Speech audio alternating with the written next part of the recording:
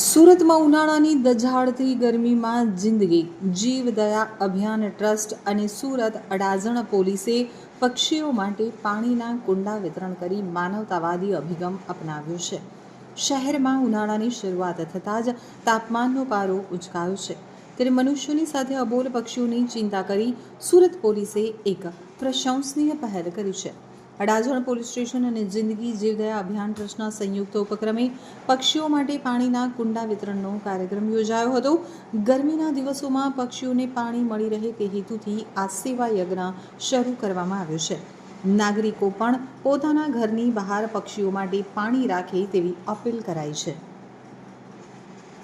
માન્ય police commissioner Shri Gehlot સાહેબની સૂચનાથી અને એમના માર્ગદર્શનથી આજરોજ અડાજણ પોલીસ સ્ટેશન વિસ્તારમાં આવેલા પ્રાઇમ માર્કેટ ખાતે અબોલ પશુ પક્ષીઓ માટે કુંડા વિતરણનો કાર્યક્રમ રાખવામાં આવે છે, જેમાં 250 જેટલા કુંડાઓનું વિતરણ કરવામાં આવેલું છે।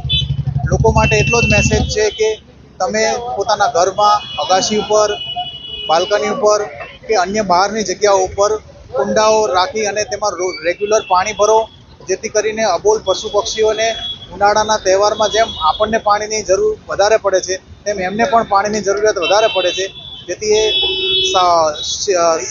સરળતાથી પાણી પી શકે અને એક પુણ્યનું કાર્ય આપણે કરી શકીએ। અમારી સંસ્થા દ્વારા દર વર્ષે ભર ઉનાળાની ગરમીમાં અબોલ પક્ષીઓને પાણી અને દાણા પાણી મળી રહે તે માટે કુંડા વિતરણ અભિયાનનું કાર્યક્રમ યોજાઈએ છીએ અને આ વર્ષેની શરૂઆત ઉનાળાની શરૂઆત થઈ ગઈ ત્યારે આજરોજ અડાજણ પોલીસ તથા જિંદગી જીવદયા ટ્રસ્ટ દ્વારા અડાજણ ખાતે આવેલા પ્રાઇમ માર્કેટ 4 રસ્તા પર વિનામૂલ્યે અબોલ પક્ષીઓ માટે કુંડા વિતરણનો કાર્યક્રમ યોજવામાં આવ્યો હતો।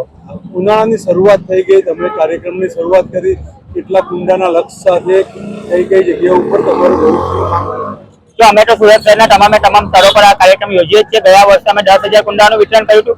અમે એ પણ ઈચ્છીએ છીએ કે આ વર્ષે 10,000 થી વધારે કુંડાનું અમે વિતરણ કરી શકીએ। લોકો કઈ રીતે અહીંયા લાઈનમાં વ્યવસ્થિત રીતે લઈ જાય છે?